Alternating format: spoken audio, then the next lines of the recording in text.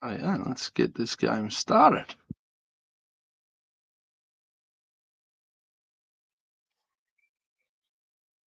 This will be fun.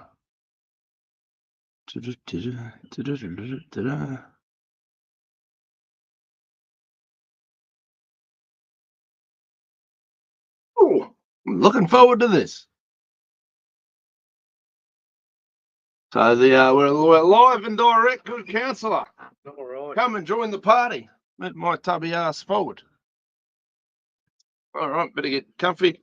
I figured since it was no King's protest all week, I'd wear my King's hat. You see, I've decided not only am I the Mad Mayor of tomorrow, I'll also be the King of Australia. Because No king. didn't you see all that? All the Yanks. They've decided that Donald Trump thinks he's a king, therefore we're having no King's protests. Funny part being, the people who are leading these protests are politicians who have been in Parliament over there 40, 50 years. Shit Well, I like don't that. even call it Parliament Well, because they got rid of their king a long time ago. no, there's one there now apparently, Mm. and so I must admit what Trump did was pretty funny. He created an AI video of himself driving a jet plane over all the protesters, doing a big fat turd all over it. He's like trolling them while they're protesting. He did It was that. fucking epic. Well, somebody in his team did it. Yeah. He shared it though. That's interesting. It is. It's fun. So I figured I'd start the show with the new Australian King's hat on for the day because fuck it. Yeah, cool. You know, why not? I can be the mayor. I'll be the king. I'll be whatever I want to be. Okay, Oh yeah. that's good. I like it, You happy? mate. You know me. I do. I've met you before, ladies and gentlemen. Thursday You night. know me, sweetness and light. Nah, Yeah. warm and fuzzies. Yeah, that's I would say when Tomorrow's most popular councillor. people can say to me, you know, do you want sugar with your coffee? And I go, I'm sweet enough. Paul Fennell. We went to Paul's launch of the One Nation branch in We did. and Paul's known as former disgraced Wagga councillor. And Paul, look, I'm really sorry, but people around here love me. You're a bit of a cultural icon. Yeah, they do. They really do. Tell you what, though, we better get our welcomes, we better get our start, we better get our disclaimers and all the fun stuff. Ladies and gentlemen, welcome to Dean and Nerve Spin Doctors. It's Thursday night. Have we got a crack-a-lacking show for you? I don't know all about it yet. I'm going to find out the details with you guys on some of this stuff, but it sounds fucking epic, and I'm really excited. Of course, normally Councillor Irvine does his disclaimer. My disclaimer is I'm Dean McRae, and I don't bend a knee to any of these corrupt dickheads. I don't care who they are. And if I put out a fact or a figure, I make sure I've got something to back it up. If not, I'll throw out the odd allegedly, or or if it's a round number, I'll go about. And you're allowed to have an opinion. I am allowed to have an opinion, yes. Sometimes you can say, it's my opinion that, and you don't have to actually back that up. Like, as long as you couch something as your opinion and you don't say, this is fact, then there's no such thing as defamation in that realm. Well, yeah. You're allowed to have your opinion. You are. And you're allowed to have your opinion about everything. Absolutely, you are. Yes. So we just got to make sure that everyone knows it. And also, and of course, it's very important now that you do your art covering portion. When it comes to disclaimers, I'm the king of disclaimers. He's the king of king hats, and I'm the king of disclaimers. My name's Anthony. I'm a councillor on Temora Shire Council. But the views I express here are not those of Temora Shire Council. They're mine and mine alone. Well, you always have a lot of constituents who agree with you. Also, but, you know, hey. I'm being guided tonight by this very helpful document that's been published by the Department of Planning, Housing and Infrastructure out of the Department of the Office of Local Government. Free speech in local government in New South Wales, a guideline published in June 2025. Now, this guideline pertains to the current model code of conduct. That model code of conduct that I've been subjected to on multiple occasions, and quite frankly, if you applied these guidelines, the majority of those claims wouldn't stand up. Well, go figure. Your battery is running low on your PC, Anthony. Come on, sort your life out, mate. You've had all day. It's not like you do anything else all day. No, you spend all. You and I spend all day here. All day. All we do is sit around here preparing for this program. Oh, it is. This has died in the arse. It has shit itself, well and truly. You know, the worst part is, I don't really want to. You don't know where your cord is? I don't want to plug it in and blow up the stereo. Aha. Because it can have an adverse impact. Well, you are the tech guy around here. I mean, I can drive the StreamYard, but audio. Anyway, That sort of We're thing is back- your we're superpower, back in not the hunt. mine. Back in the hunt. Happy So- days. Happy days. Rightio. Look, Now, I'll turn that up when we do it. Now, yeah, there's Contrary. been a bit of a show going on. contrary to what would you say?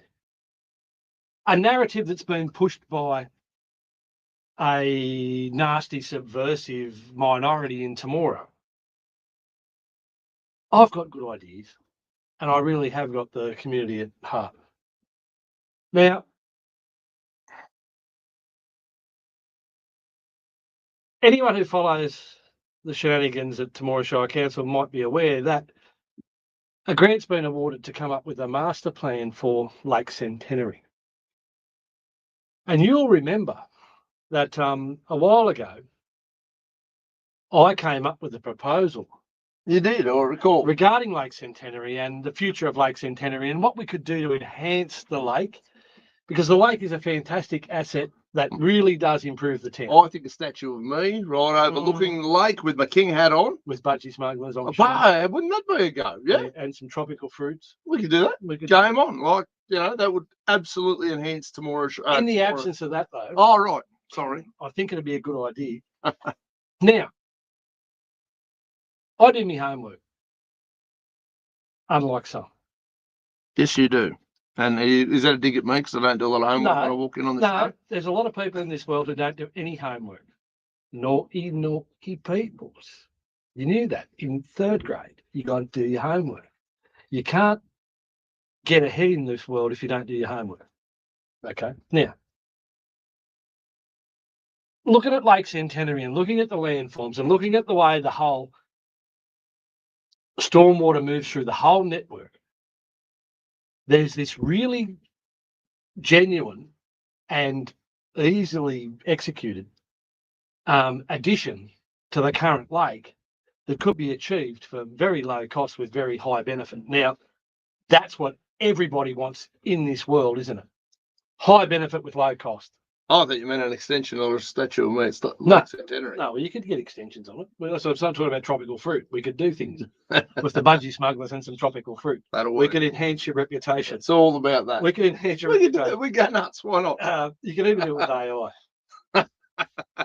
And just for anyone who's doubting whether I do my homework or not, my initials are AI. All right. So when people are saying that AI will rule the world, they're probably not far off the mark. So Just say. now, the idea is that the majority of the stormwater generated from the township of Temora moves down through a confluence of stormwater channels and a drainage channel that runs down through the northern part of town behind Hutchin and Pearce's workshop. Yep. Through an area known as the old Chinatown, where there's used to be market gardens and stuff like that. Yep. And then it comes out into some crown land at the bottom of the research station. Yep. Okay. And then it moves through an actual formed channel on the research station and flows gravity assisted all the way out to the lake and enters the lake via the back of the jet boat track and through the swimming hole and into the lake. Yeah. Proper. Now, the other main contributor. Okay, so first things first. Here's Goldfields Way. Here's the current lake here. That's the research station, or Temora Agricultural Innovation Centre, which used to be known as the research station.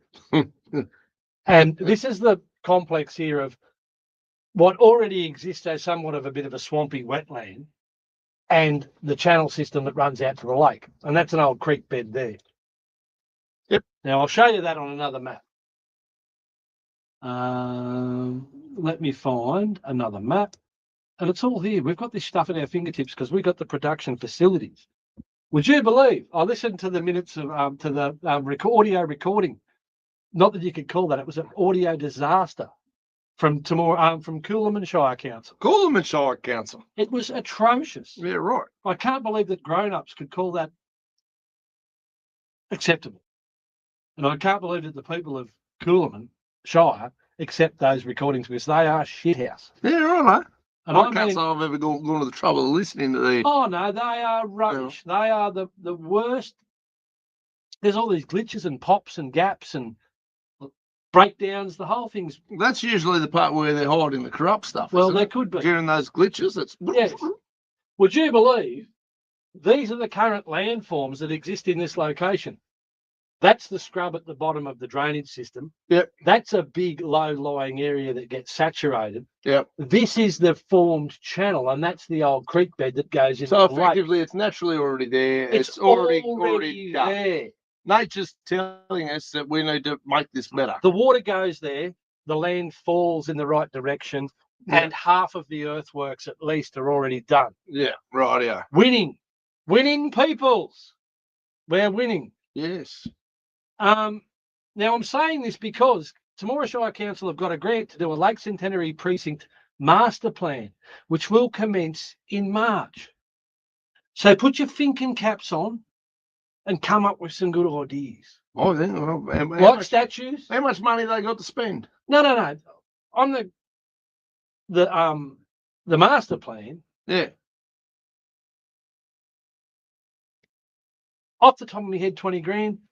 I might be wrong. Yeah, right. But it's enough to put together a decent master plan. But no point having a master plan if all that's in it shit ideas. That's a pretty good point. You know, you can have a master plan, but if there's nothing in it of any merit, save your money. I dig it.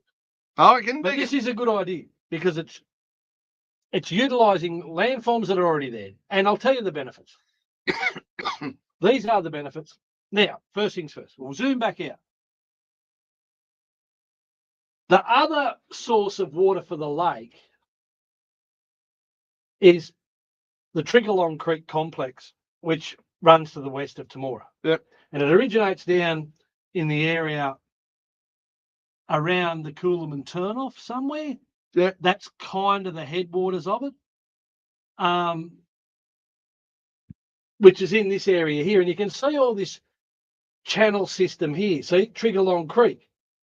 It's not actually a formed creek at that point. It's actually in someone's paddock. Yeah, right. But it's a low-lying depression that starts to collect. And then you'll see all these little tributaries and rivulets start to come together to form some sort of a proper creek structure. Yep.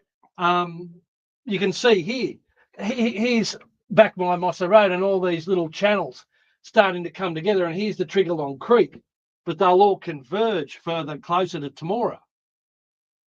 So now you can see it starting to come together, and you can see the fingers of this creek starting to form. And this is the catchment that provides a lot of the water for the lake. Yep. Now it runs through this complex and forms up into a bit of a sort of a delta type channel system that runs under the road, around the back of BFB, through the air, but not BFB, Altora Ag, it's known as nowadays. It used to be known as BFB, and it's an old habit that I'm in, and I'm sorry, I should refer to it as Altora Ag, which I have done now. So none of these organisations which sponsor the show. So. No, but Altora Ag are the complex here that have got the significant grain storage here. Yeah. So you can see the Triggerlong Creek complex coming around the area. There's the airport. It actually goes under our new, or relatively new runway that got added in the last 15 years. Yeah. And then it goes and then enters the lake there. So we've got two major sources of water entering the lake. We've got all of the runoff generated from the town stormwater system. Yes. And then we've got all of the runoff from the large catchment of the Triggerlong Creek. Now, at the spillway of Lake Centenary, any water that discharges there discharges into the Triggerlong Creek and it continues on. Yep. All right, so lost, no longer with us. No longer with us. It's gone.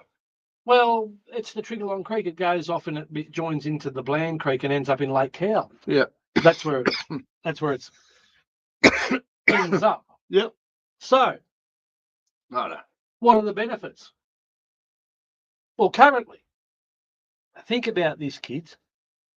Currently, Temora Shire Council were fairly proactive back in the day, although there's a couple of little problems with this scenario, and you'll understand it as I run this through. Back in the day, a very progressive and forward-thinking council thought that there's a lot of water ends up at the sewage treatment works that is unused. So they came up with a reticulation system after the water was treated to run it back into town and put it into some storage dams. Yep. And then use it to water sporting fields and parks at virtually a very low cost. Yep. And this is in an area that can, when seasons are unfavourable, be very dry environment. So it can be quite an oasis. This has developed wonderful parks and sporting facilities and a high level of irrigation that would have been so much more expensive if we had to actually use potable water. Yeah. Okay. But there's a couple of little gaps in the system, and the gaps are this. There's a couple of those storage ponds that are also connected to the stormwater system. Yep.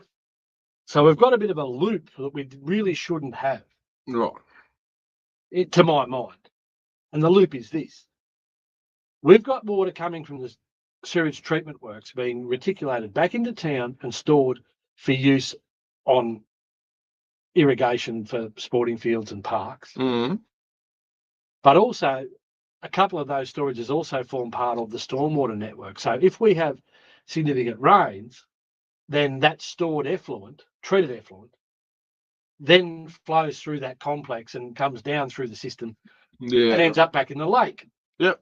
So if we have a situation whereby the treatment at the sewage treatment works isn't quite up to scratch, yep, and perhaps some pathogens or other nasties could make their way back into these storage impoundments. That's the way you're imagining it would happen. Then a storm event can pick those pathogens up and actually deliver them into our recreational lake.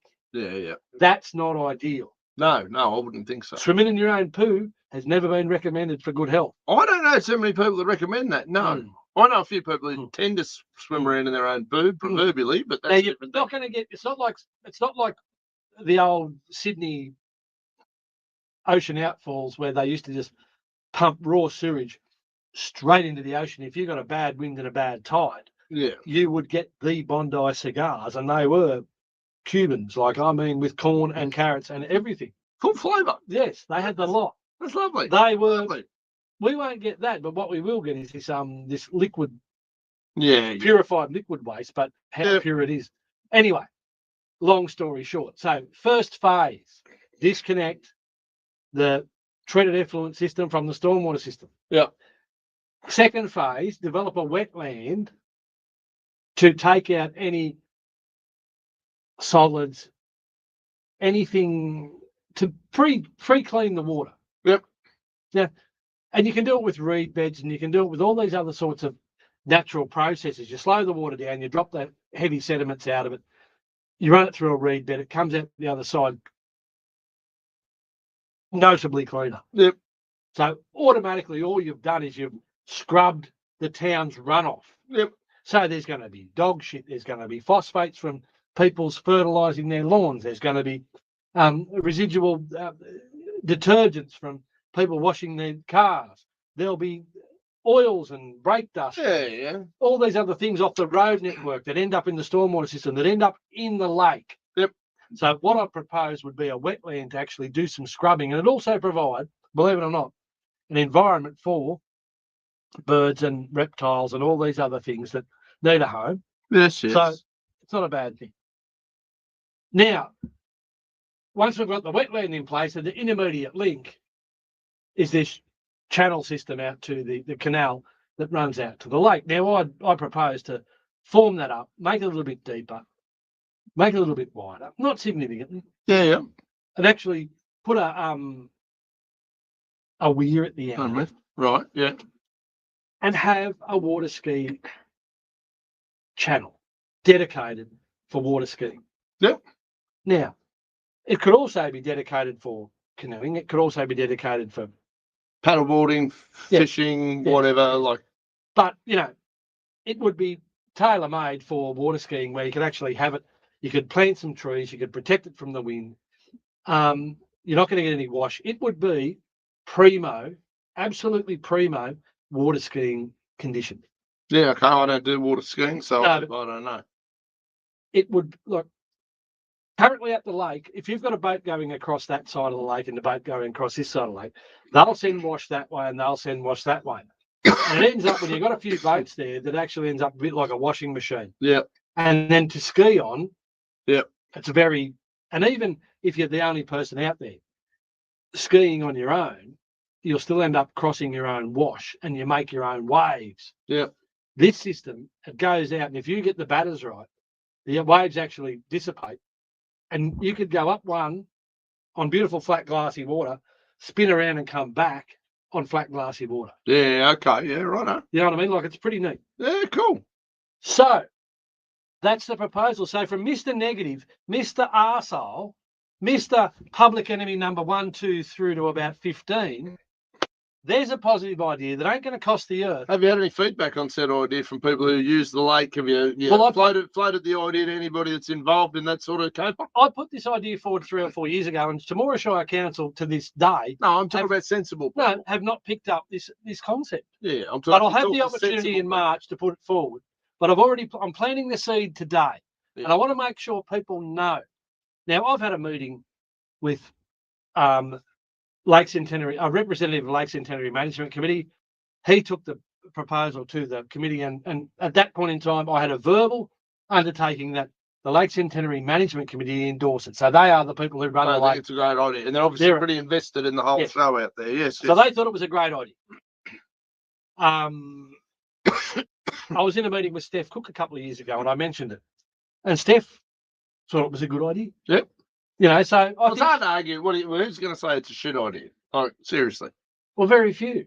I can't imagine anybody who's being fair dinkum and not being a spiteful dickhead is going to. That seems like a pretty good logical idea, regardless of where it's emanated from. Yes. In spite of. In spite of. In spite of. In some cases, has had a good idea. In some cases, it would be in spite of. So I've sent a copy of the correspondence and stuff through to the new editor of the Temora Independent. Well, that'll be good. We're going to get onto them in a minute, I believe. Yeah, but I've sent it through, and I've said, look, you know, what's his name? This isn't the Gosling bloke. This is the other bloke. No, we're from a goose or fish. Okay. Tom Gosling, no, baby goose. Baby goose has retired. Yes, right. So we're from a baby goose to. He never grew up into a full-blown goose. He actually just swam along like a little goose in the gaggle. Yeah. Of But now he's been replaced by Noel Fisher. Noel Fisher.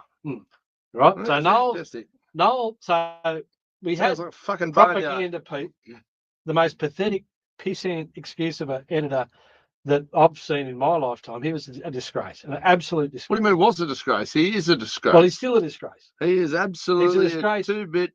He's a disgrace to every chihuahua that walks the earth. And I don't think chihuahuas would like to be associated with him. I agree. Yes. Oh, I'm not going to argue with you on that. I think the guy's a complete world-class dead shit. Yes. And that's my opinion. Yes. And I shall continue. He's had a couple about me over the years. Oh, he has his opinion. Absolutely. He wrote in his opinion editorial. And my opinion is, Pete, you can wipe your ass with your newspaper. Well, it used to be your newspaper. What's not? I'll take it, turn it straight up his ass. See, this is the thing. This is the beauty of newspapers. If you get rid of a muppet and you replace them with someone who's sensible, all of a sudden that newspaper can actually be worth 25. Where are we going to find somebody sensible? Well, we don't know. Limited. The jury's still out. We had Thomas Gosling, and whilst he was a Gosling, he never developed into a full-blown goose. Oh, he didn't piss us off. That's very true. Well, he never attacked us outwardly, and with a heap of, what would you say, really defamatory and slanderous. No, which is never a good idea. No, and I do have lawyers. Like I keep them around for a reason. Completely false accusations. Yeah. And he was an absolute mouthpiece for the worst parts of Temora society. Yes. So Noel Fisher, he's got a fresh slate. Noel Fisher's got a brand new paper. Noel hasn't pissed me off yet. Well done, Noel. Good job. Noel's got a blank page. Noel can write Noel's story. Noel can be. Noel could be the shining light. He could be the best. Restores the integrity. The once in. Yes. He could restore the integrity. The once almighty Temora Independent that's now nothing more than a pissant little hit job herald. It's something that people put underneath their cats, underneath their kitty litter tray. Unless you're mummy, and then it's just or the bottom of the it's just the elongated baby book, the 55-year-old baby book. The bottom it's going to be the biggest baby book in history. Haven't really? Fucking have a go. Oh, look. Yeah. Oh, look. Oh, There's his first lock of hair. yes. Oh, be Oh. fucked. Look at that. Oh, that's my first dirty nappy. Yes. I'll be oh shit, that's in the paper too. Yes. What a fucking show. Anyway, that aside. So, good idea. That's a good idea. Get behind it. I'd like to see, and this again, I don't use the lake very much. Very, very rarely do I go near water if I don't have to. I'll shower, I'll drink it if I must. Beyond that, I don't do recreational water. But if you're into that thing, now's the time to start writing letters, start producing content that says, "Hey, how you going? I really think Councillor, Irvine's idea is great. We'd like to explore it more." The man actually needs some support. If he's going to get it from somewhere, it's certainly not going to be in that room from all fucking accounts. No, It's they time have for the people of the opportunity. general public to go, shit, what a great idea. I'll write a letter in support of that. I saw Councillor Irvine sing on Dean of Spin Doctors, and I think it's a great idea. Write the letters, write the emails, write letters to the editor. Obviously, I'll publish whatever you want me to publish as long as it's genuine and factual. I'll put it on my shit. No problem at all. But that's how you get behind these good ideas and make them work. So congratulations on coming up with an excellent idea. Well done. Well, the one thing I want to say is, unlike the COVID situation, I actually backed this with the science. The science. Now, this is Tamora's flood study, which was only recently completed. Yes. And as we were, like, I'm not making this shit up. This is the flood study, and this shows the water flow through the catchment. This is the town. This is the town stormwater network. See it converge there? That's the channel I'm talking about. See the old creek bed there at the bottom of the airport? That's the old creek bed I'm talking about. See that there? That's the lake. This is the Triggerlong Creek network, as I discussed. That's the runway where it goes under, and that goes into the lake. So the lake's got two major sources of water. I think it'd be a great idea to give this water a bit of a scrub here, use it on the way through there, and have a swim in it there. Now, one final note on that whole proposal is this. What happens in a dry year? Well, okay, this is still going to generate a lot of water in a dry year, but it will run out. yeah, right. But what it's going to do is it's going to give you a water storage that when the lake starts to get low, you can make a decision and say, okay, the ski run's closed. What remaining water we've got left will get pumped into the lake. Yeah. Okay. That'll extend the season at the lake. Yeah. And this just reverts to what it is today, a transfer channel for stormwater to the lake. Yeah. You know what I mean? Get in, do a bit of maintenance. Seems like a reasonable idea, Councillor. Well, there's a reason I gave you my first vote. That must be it. So not only is it a good idea, but it is backed by the science, which is unusual in this day and age to have something backed by the science. Very unusual. So that's key policy from the good councillor. And also, how you going, Howard, Steve? Good to see you here tonight, gentlemen. I just want to also, while I'm on a roll, I'm going to take some credit because I reckon it's due, because I've copped that much shit off the paper and off a heap of other individuals in this shithole. Now, I've been driving around and there's some people who are starting to beautify the nature strips out the front of their homes. Right. I've seen people putting turf down. I've seen people putting trees in. I've seen all these good things happening. You know what? What? Me, I'm the only person in Tamora's Shire who put a submission in when the street tree study got done. Yeah. The street tree I recall policy. we talked about it. Yes. We talked about I'm it. the only person, and you know what I said? I said, look, your policy says that people can't plant stuff on the nature strip. But when people do plant stuff on the nature strip, you don't make them take it out. Mm. So what you're doing is you're creating this ridiculous situation where if you don't ask permission, you're allowed to, but if you do ask permission, you're not allowed to. Now, that's retarded, isn't it? Because the policy said you can't do it, but if you did do it, we're not going to stop you. Mm. Well, that's how I've lived my life. You're not going to stop me. That's a shit policy. Now, I pointed this out. Now, would you believe? Because these people don't seem to have the ability to actually say that's a good idea and we appreciate the point. No, they left it for 12 months and then they changed the street tree policy And then they included the idea that people could do plantings on their nature strips. And there was a few little caveats and sensible caveats. Yeah, okay. Well, And like sensible sensible, caveats. Yeah. When you've got a situation that is a shared resource, because people have to use the road, the verge to go to and from. Yeah. You've got a lot of utilities buried there. Yes. There's all sorts of other requirements. But the idea that people can't beautify it was completely absurd. Well, you do see these things on current affairs and all them sort of shows all the time where some dickhead council will be telling somebody that they're not allowed to mow the lawn in front of the house because it's whatever. The big blow up that's now occurring is there's two that are developing. One of them is that plastic lawn is no longer in vogue. Well, whoop-dee. Okay. Some councils have now worked out that putting plastic down in the place of lawn, green plastic, is not the best thing for the environment. Oh, come on, everything's shocking. Of course. So anyway, that's another one. Now, the other one is parking of caravans on public streets. Mm-hmm. If you drive through a suburb of Wagga or any bigger town, you will find caravans, builders' trailers. Yeah, for sure.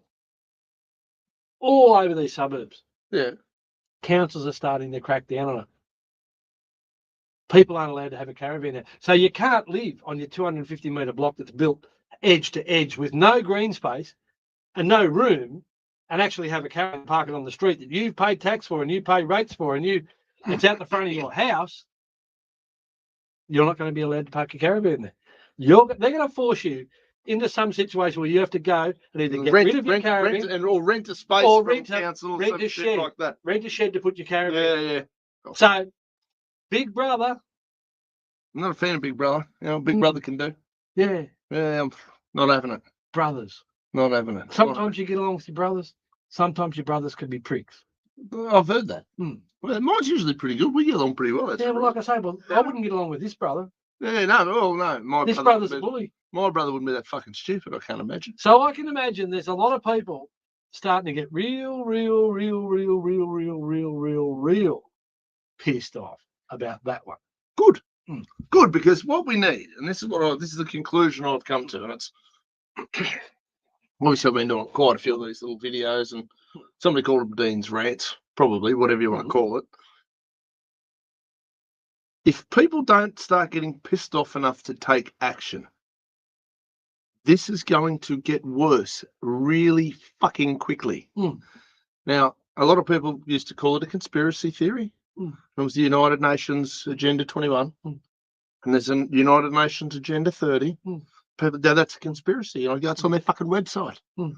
But when I point out that it's on their website, no, you're just mad. They would never do that. It's on their fucking website. Same as the World Economic Forum's policies and plans and all their bullshit that they want to do. You get sick of waiting for people to catch up, don't you? But yeah, I do get a little bit frustrated. And that's why I guess I'm doing these rants now, because I can bundle 2 minutes. I can usually get 1 or 2 key points out. And that seems to be about all people can digest. You know, people said you and I about this long form program. Oh, but it's just it's so detailed. There's so much in it. And there are days there too where you'll be that late proposal in 30 seconds. I can make an ad for it in 30 seconds. But then people will have to go. Ladies and gentlemen, come on down. We're going to set up the best lake run for skiers in Australia. It'll be world class. Come on down. Brainchild of Councillor Anthony Irvine. Everyone tip your money in. It'll be open this summer. Come on down. Bring a caravan, your trailer, your truck, your boat, and have a good time. There you go. Look at that. Less than 2 minutes. Yeah, but you've left out all the detail that people are going to have to go and find. But now I've got to make the website with all the detail. Yeah, well, that's your role in this whole shit show. You love that shit. Absolutely. To back that up, Bark Holden. Now, where's Bark Holden, you ask? No, that was going to be my next question. Absolutely. Far western Queensland, out where it doesn't rain. Okay. Now, here's a map. Let's have a look where it is. let's find out about this bloody progressive little backwater. A progressive little backwater. Well, they're kicking goals in my mind. Okay, here we are in Queensland, and there it is, Barcall. Look at it, sitting out there like a pickle on a bum. Brizzy, like it's got nothing going for it. No one has won Two tenths of nothing anywhere near it. Yeah, yep. Okay. Great big bag of nothing. Yep, like a lot of places in Australia. Absolutely. They're beautiful. Some of them are beautiful, though. Yeah, well, let's have a look at this though. This is Some people forget that this country is more than capable of being one of the finest countries on the planet. No, but this is what people can do when they actually put their mind to it and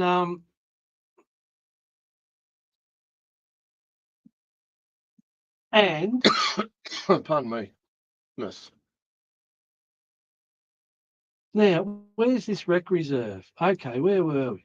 We had this thing here before. No, we don't want disasters. We want positive news.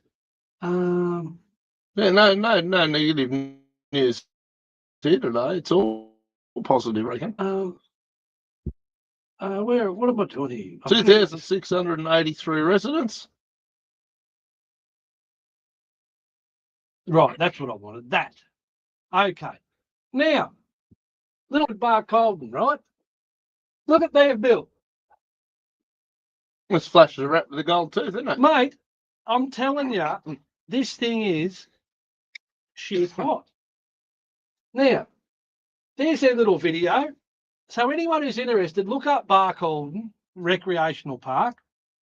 Because I'm telling you, he's the mayor, and have a look at him. He's got a bigger coat on him. and he looks a bit naked. He hasn't got the chains on. He's not wearing his bling. And he's got a T-shirt and no tie. Have a look at that. That's pretty cool, isn't it? Out in the middle of the desert. And look at that. Water skiing, bit of canoeing. I think you can catch a fish off the jetty. Yeah. He's pretty proud of it. I'm sure Sean Dillon's going, there's 12 people here and look what we've achieved. Sean's having a bit of a go. Now, there's a few of them there, but like, he's old, mate. He's telling us it's pretty cool. Yeah. He says, mate, we like this shit. And we have a bit of a crack and we got some good ideas. Now, you know, I haven't copied this off them because my idea, I've got evidence that my idea fits the contours. No, but my idea was on the table before this was all produced. Oh, so this is brand new. Yes. Yeah, right. Okay. Well, within the last, but they look, these are smart people and they've come up with a similar idea. Not to say that people aren't thinking of a way. Of course, everybody's looking for yeah. That's, so it's okay. Copyright's fine. Like I'm saying, so what I'm saying is, I haven't just gone and cherry picked this, but I'd say great minds, pretty flash. Great minds think alike. No, so anyone who wants to go and see actually what I'm talking about, there's one. you haven't. Go figure. If you were real smart at Temora Shire Council in the engineering department, you could ring up Barcode and Shire and say, Sean, how'd you pull that off? Sean, what'd that cost? Yep. Had any problems with it? How'd it go? What do the locals think? Where do you get all the water? Yeah. What's going on? Had any problems? And if you haven't got any questions, you can go to ChatGPT these days and go, we're considering a project. Sean looks like a sort of bloke you could ring up and say, Sean. I reckon he'd be fairly forthcoming. And PJ would know all the ins and outs. He seems like pretty switched on as well. Fantastic. Well, like I say, so. The heroes of Bockholden. There we go. Look at that. Mate, I reckon they're rippers. And I reckon they've taken, like, the people in that area are going to get so much benefit out of that thing. Just after a hot day out working, dusty, fencing, whatever they're doing, come into town, grab a couple of stubbies, go and sit on the jetty and throw a line out and just chill in. Yeah, seems like a pretty smart idea. You know, the kids can go and get a canoe and they can paddle. Yeah, they can swim. There'll be a little swimming area there of some sort. Yeah. In around the crocodiles or whatever, right? No crocodiles. No crocodiles. Right, get out there. They go that far out? No, right. So anyway, most of the crocodiles have been in the council chambers, I'd be tipping. Usually are. Right. So, okay. So, there we are. Now, okay, that's your good news story. First good news story for them. Second good news story. I believe you've received some correspondence. No. This is the bad news. Oh, what's the bad news story? The council's lost, Yeah, and this is millions and millions of dollars. Have you got the paper today? Is it in there? no. Because we announced it last week that Temora Shire Council is working its way towards bankruptcy. Far in the hole. Well, this is the thing, and I didn't really go too hard on this last week because I left it open for Mr. Fisher to sort of cover. Mr. Fisher, the Noel bloke. Fisher, the editor of the Temora Independent. Now, the front page doesn't mention this fact, and there's nothing there, and there's nothing there. While we're going, we'll do Rick picks just to double it. Yeah, two birds, one stone. So already Mr. Fisher's probably not kicking goals in both camps this week because there's no picture of the mayor on the front, and nor the second or third page. No. I'm stunned. We're done. So maybe they've discovered that this that's some high value real estate. They've discovered this segment exists. And page 4. So it doesn't happen. Nothing. Page 5, nothing. The right to repair. Yeah, that's farmers may soon be have the free to choose the repairs there. Yeah, John Deere have got some bit of a caveat. Now, this is where he makes the comeback. At page 7, 1 and 2. Now, look, and you got Michael what's his name? Yeah. Oh, look, all the movers and shakers. We've got Missy Boxall, Craig Sinclair, Michael McWhat's his name, and Rick Green Thumb Furman. The Green Thumb, you reckon? Well, Temora youth team members are pictured with the presentation for the new community garden plans. So Rick will be there front and centre with his gold shovel, which he used at the sod turning at the hospital, I'm sure. Now, here's Rick saying, I'd plant some begonias there, and if I was you, I'd probably plant, I don't know, some pittosporums. That's what I'd be reckon he'd be saying, wouldn't he? Oh, there'd have to be something along those lines. Because in my garden, in my cottage garden when I'm pottering, you know. Well, no, he doesn't potter in his garden. He's got people to do that. People potter. People potter. When people potter, when my gardener potters in my garden. Now, he's not in there. He's not in there. So we're up to 2. Okay, so he's only at 2 today. Poor old Mr. Fisher will get the sack. Well, he's underperforming. He's way below the average because the best is 10, the PB. And I'm telling you, Noel's done well so far. Garney Krause gets a run at the golf. Oh, look, and there's Peter Cartwright. Now, I haven't heard boo out of Peter Cartwright since the last election. Oh yes. I do recall. I've not heard a peep out of him. Yeah. I think he's still under right. Obviously, we had to go to the club. Anyway. Yeah, right. Fair enough. Bit of rugby league. No, that's a 2 night. There you go. Look at that. 2 Anyway, Rick picks. Also, fixed by its absence is this report. Yes, now this was report, $3.5 million that we're in. No. Well, it's even worse when you consider. Excellent. I always like, because I'm usually the prophet of doom and go, it gets worse. Now, these papers were published prior to the publication of the Temora Independent last week, and they were available to the editor. The editor didn't pick up the and we also gave him the hot tip, the nuance. Then we brought attention to it last week, and I'm sure the editor's sitting up there now eating some popcorn, in his underpants watching. As is 3/4 of the community of Temora. I do hope so. I know that the Office of the Government tune in regularly. Oh, I know. And it was funny. Remember when we rang the Electoral Commission? I had to ring them about something, and they were telling me they were watching. New South Wales Electoral Commission. And we also had. Well, that was pretty funny because the guy from the Electoral Commission says to me, he goes, "Yeah, I watch what you guys do. It's been great." Yeah, really. That's random, but cool. Anyway. So, I don't blame him. It's excellent viewing. But I'm a bit concerned because this is pretty important information for the community of Temora. Yeah. The Shire of Temora, the whole. That's extremely serious. How much in the hole are we? And this is news in every sense of the word. Yeah. It is the financial health of the council. Yeah. And it's been not underreported, not reported. Well, we reported it. So it's Well, been we've reported. reported it, but we're the only news agency in the town with the credibility to do so. Well, that's what I'm saying. Like the only credible news agents, Yes. news outlet has reported on it. Of So- course. And this is straight out of the council's minutes. No. The agenda. I haven't got the minutes yet, but this last weekend. Now, operating result on page 169. Council achieved. I don't know whether achieved is the right word. I would have said recorded. Recorded I fail. don't think it's an achievement. An achievement- council suffered An achievement. an operating deficit. Achievement implies a positive outcome, Does, yes. and I don't think Council shit the bed with its mathematics for the year. council achieved an operating deficit of $3.549 million for the year ending 30 June 2025, down from the $0.638 million surplus in 2024. So they're up 600 grand, which is certainly better than being down Six and a half. 3.5 million. $638,000 surplus last year has been turned into a $3.549 million deficit this year. So that's about a turnaround of about 4.2, Yes. 4.3 in my books. Yes. Just for my records. Yeah, but that's available. This is a public document. Oh, it's available. It's public document. You think I'm going to look through 169 pages to find that particular little bit? This was a walk in the park. We were done by 6 o'clock. There was nothing in it.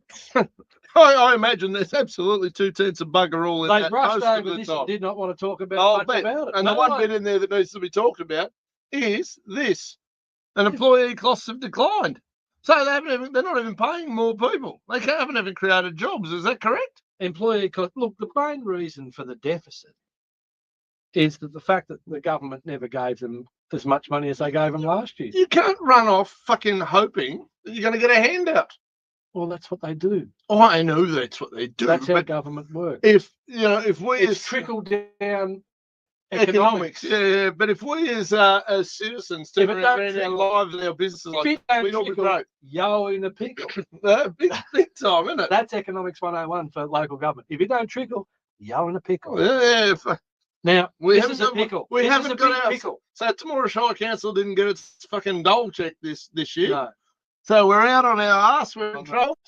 We're on Skid Row. We're wearing our flip flops in our dressing gown down to the courthouse to pay out. We can still afford, and I'm looking forward because if it's not reported next month, it'll be reported the month after that. Will be the expenditure on codes of conduct. Oh, that'll be fun. Yeah, I look forward to that as well. So here we are recording a $3.49 million deficit, but the codes of conduct continue. Which because we're deplorables, unabated. Because we're deplorables, and because we are, many of us are the uneducated. That means we're fucking losing a lot of money. $3.5 million in the hole. We're in the negative. We're losing. You watch, they're going to try and put rates up again to try and cover the fact they can't fucking count. There is no doubt. There is no doubt. The excuse will be, I don't even need to read the documents. I know the playbook. There's two outcomes here. We either cut expenditure or we increase income. And there's only one way they do it is they steal more money from you at proverbial gunpoint because they can't fucking count. Yes. And every single one of them should be sacked. Yes. If you are in the chief executive role in a council that is going backwards financially, by 300 grand a year, we'll recoup that from your salary. Sorry, thanks very much.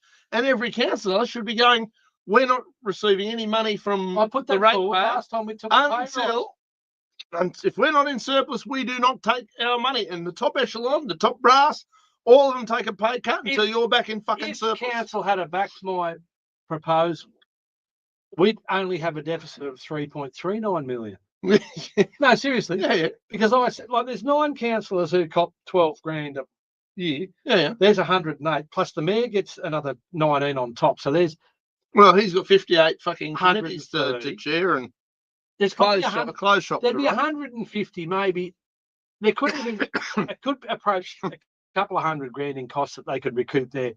If the people who are charged with running this shit show, who's the top brass? You've got your general manager. No. I'm talking about in the actual echelon. You either have a financial controller of some sort.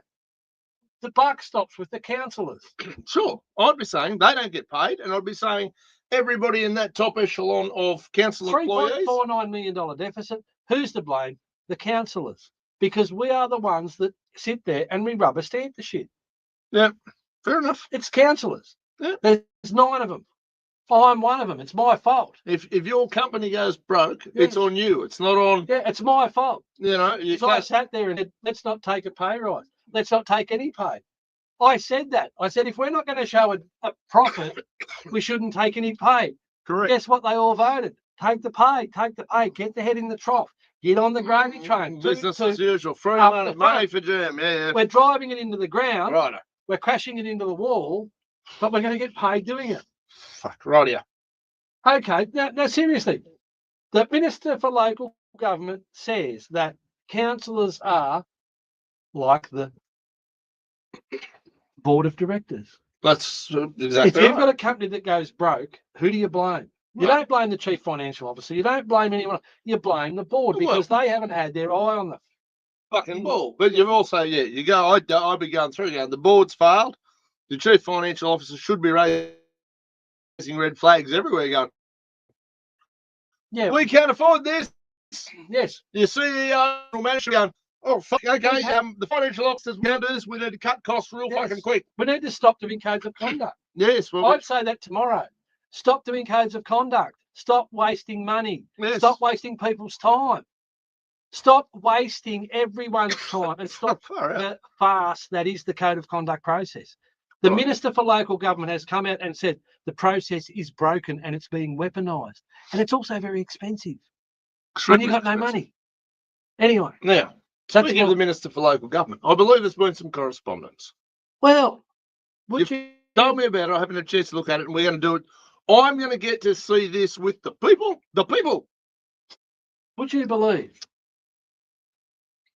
Now, as I believe all this went forward, we went through a little period where the Minister for Local Government, Uncle Ron, we've showcased him on the program a bit. We've played his speeches a couple of times. We had a little bit of hope that this man was going to come in and make some positive change in the broken council system. He's done some things I've been a little annoyed with, some that I went, oh, he seems to be having a go. And he's got a little bit of heat coming his way. He's a little bit hamstrung, these sort of things There's go on. Things happening.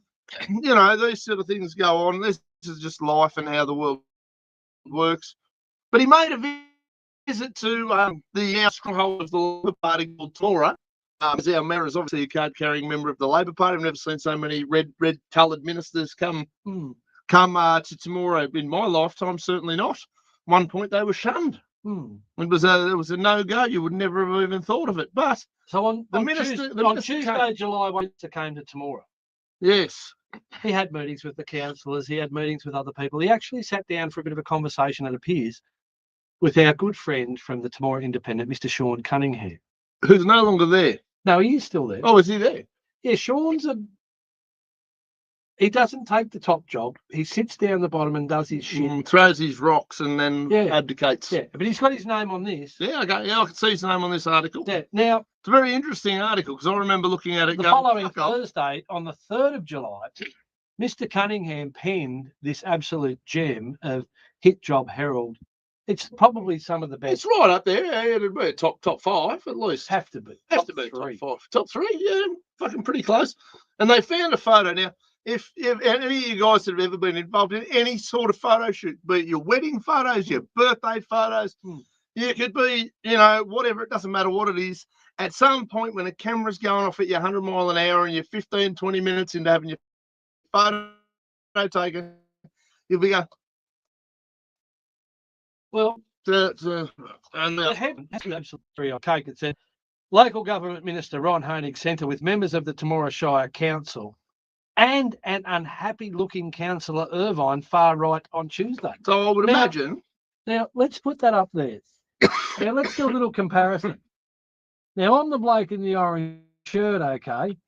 Now, the bloke standing behind me is Paul Mann. Paul doesn't look like he's exactly shitting rainbows over there, no, does he? He looks about as happy as me and about as impressed standing on the steps in this sort of a situation. But anyway, that's their interpretation of it. Mr. Mr. Well, Barn doesn't get a run, but I certainly do. Well, Councillor Judd looks half happy, half awake. That's always good, nice. Yeah. You know, He must be having a little nice Miss Missy. He's not looking thrilled to bits. She's kind of, I'm going to take another photo. Very good, Which again, credit you. That could be anybody. I reckon if you went through your wedding photos or whatever, you'd find some of one of you going, "Fuck's sake, I've had a cupful of this." Cheese. Yeah, that's right. But Yeah, look at this one. Look at this one. Oh, look, that guy fucking. I'm sure he got plastic surgery to make his face permanently. No, but listen to this. All right. Listen to the article. Let's listen to this absolute shit. Minister backs council over Irvine. Do go on, Sean. Yeah. Oh, yeah. I'm loving this, Sean. Court action could follow serious code of conduct breaches. Well, tell me more, Sean. If you're going to make a headline, make a good one and back the shit up. Yeah, you better have some facts in there as opposed to just making up bullshit to what I'm going to call a relatively innocent community in certain spaces who trust scumbags far too much. He goes on to introduce all of my so-called breaches of the code of conduct, which I still contend are an absolute load of shit, and I intend to prove that in the future. Obviously unsupported by Mr. Cunningham. Now,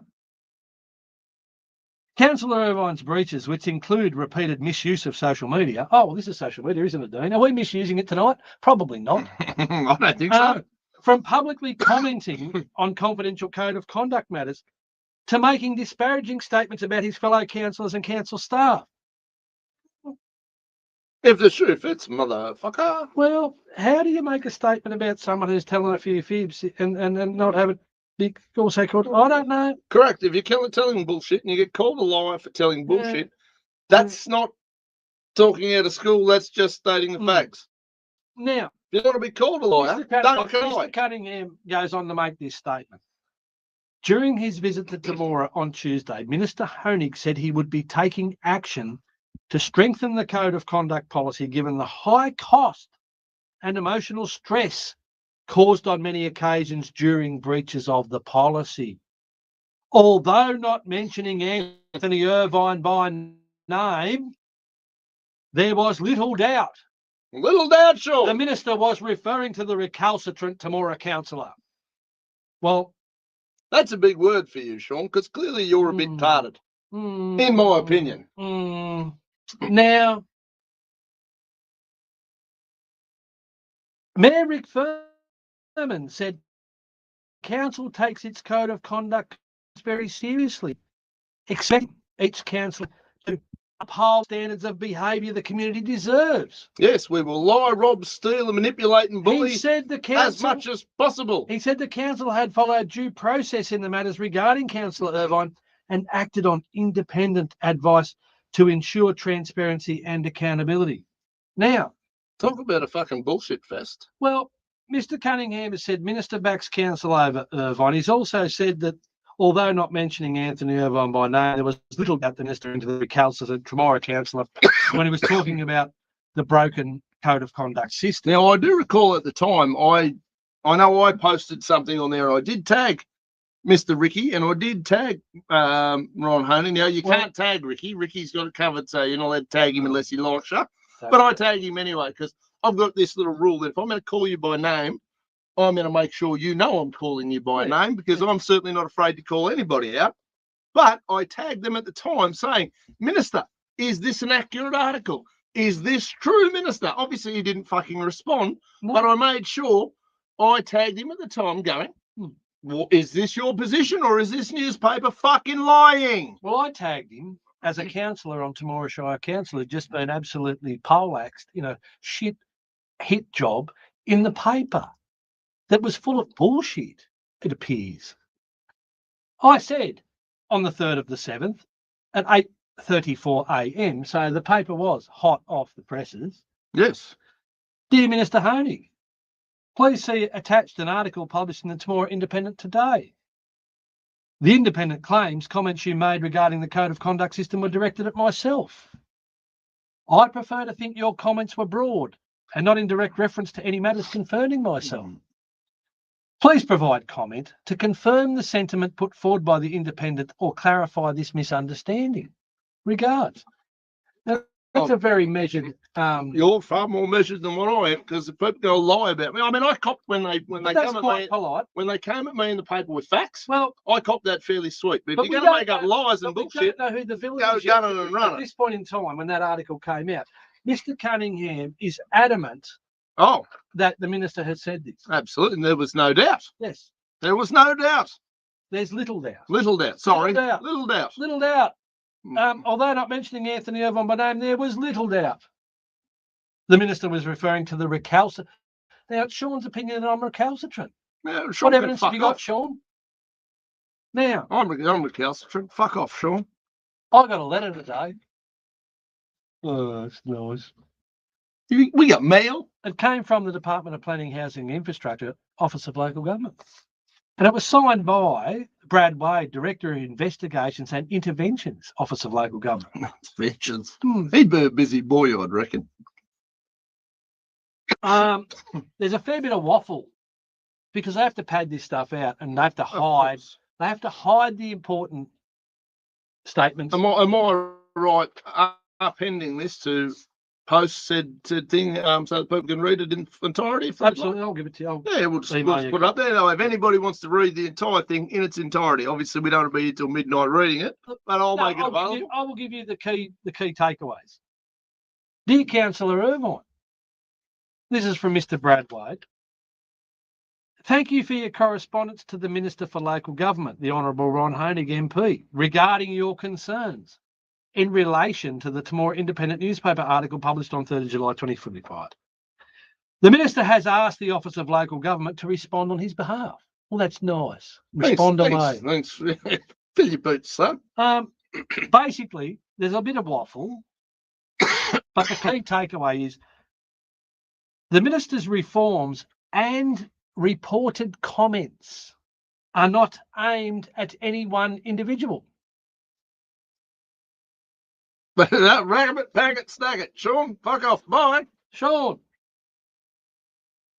you're full of shit. You are an absolute grub. You are a mouthpiece for a broken organisation. You are disgusting, and you owe me an apology, a public apology, Sean, because what you've put in this article is absolute shit. And let me tell you, I've based on this as well, if there's not an apology coming from the entire council. Well, because they've stood by it, they haven't come out and said, hang on a minute. I raised this with the general manager, and the general manager said, well, clearly that article is based on the conversation that I'll find. Please do. I have got from. Here's what we know, right? No. Sean Cunningham lied. He attempted to defame you. It's possibly defamatory. I'm not a defamatory lawyer, but might not be the ballpark to fucking find one. If he says minister backs council over Irvine, that's clearly a false statement. Well, in correlation with the minister's response. The minister's response says, fuck off.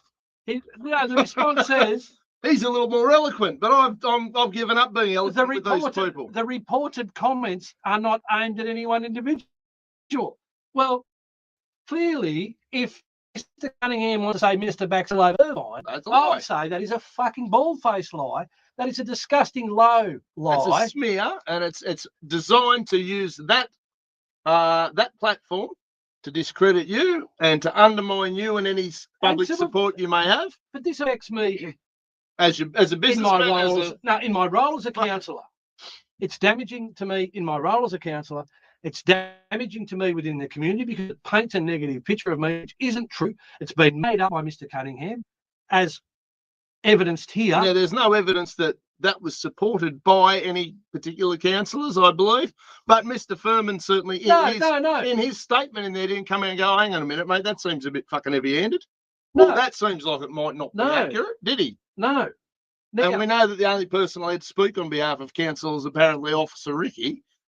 So, as far as I'm concerned, they're all in the club together. They've fucked the whole show and they've effectively lied. No, I've got further. No, I want to find an email that I received from the general manager relative to this.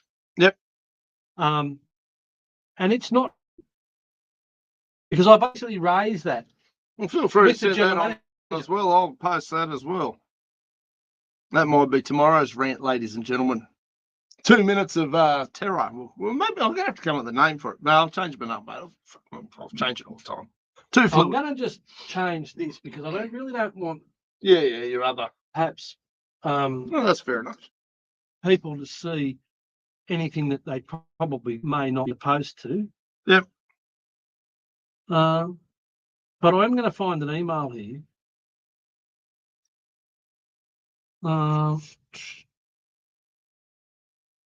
But do you understand how that one line in that response?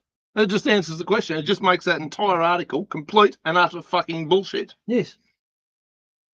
But so what the people of Temora, the fact that it was allowed to exist in the public domain and fester without Temora Shire Council coming forward and saying that's not true, yes, it's an indication that Temora Shire Council don't support me. They're actually implicit with this lying journalist. Yes, and outright now proven to be lying journalists. We'll use the term journalist fucking loosely. But the people of Temora need to start getting pissed off, because if they can do it to him, well, they've bunged it on me for years, I don't give a fuck. But if they can do it to him and be so dishonest and paint whatever picture they want of somebody, if you're on the naughty list, what will they do to you the minute you step out of line? What will they do to you? The minute you step out of that little safety net of the club, they will gun for you. They will fucking lie about you in the newspaper, and they will do it completely unchecked. Well, now they've got to deal with us. Now, but in the past, how many people have been railroaded, bashed, bullied, intimidated by this bullshit newspaper and its emissaries? Yes. It's accomplices, it's minions. How many people have they disparaged, destroyed, damaged, hurt, all because you're not kissing the appropriate asses? People of Temora need to start having a good, hard fucking look at what they will and will not cop. Because I know I'm not copping any of this shit. It's quite obvious that it's a hit job, and people are standing idly by and allowing it to happen. And if you're doing that, if you can see someone getting flogged in the street and you're standing there watching it happen, well, you're, as far as I'm concerned, they were either in on it to start with. I don't have any evidence to prove that. They were either in on it, part of it, supportive of it, or they were just complicit in their inaction on the other side. And if that's how they want to be, tough titties. They may get swept up in, whatever. I'm not opposed to defamation lawsuits. That could be fun. People keep forgetting that I find this stuff far more fun than it should be. I made a comment I wrote an email to the general manager, Melissa Boxall, who's on $300,000 a year at Temora Shire Council, on the 24th of July. So that would have been 3 weeks later. And I said, dear Melissa, the article contains false statements. Well, that's been proven to be true. Is damaging to my reputation and misrepresents the content of the meeting with Minister Honig. True, true, and true. Temora Shire Council Mayor Rick Furman has contributed to the content of the article, is quoted within the article, and lends the weight of his position to the credibility of the reporting. The matter is clearly within Council's jurisdiction, and Council has the power to correct the misunderstandings within the community caused by the article. Temora Shire Council provides a lot of content to the newspaper and has a close relationship with the editorial team. You have obligation, and relative to these days, you should, yet you choose to allow the content to remain in the public domain unchallenged. That's the guts of it. So we've got comments from the mayor in this article. It's an absolute hit job. It's full of false statements. But even just the fact that the mayor has lent his position in the office of mayor to coexist. He's aimed to line it with credibility. Well, he hasn't come out and refuted it. No, of course. And that is the point that I made to the general manager. It's politics 101. We all know that the mayor's not the sharpest tool in the drawer. No, but listen, But it does spend a lot of time reading Cavilli's The Print and watching House of Cards. in response to that, though, the general manager has responded, and here's her response. Good morning, Councillor Irvine. Sean Cunningham interviewed the minister whilst he was in Temora. Council staff were not privy to what was asked or the responses provided by the minister during the interview. So council is unable to comment on the content of the article. They commented in the fucking article. Please direct concerns to the Temora Independent and or the minister's office and or the Australian Press Council. It appears that in preparing the content that Sean, first name basis, not Mr. Cunningham, has taken information from the interview with the minister and a media release issued by the council on the 23rd of June 2025 to create the article. Yeah. So the general manager knows that Mr. Cunningham has relied on content provided by council and an interview that they weren't privy to with the minister.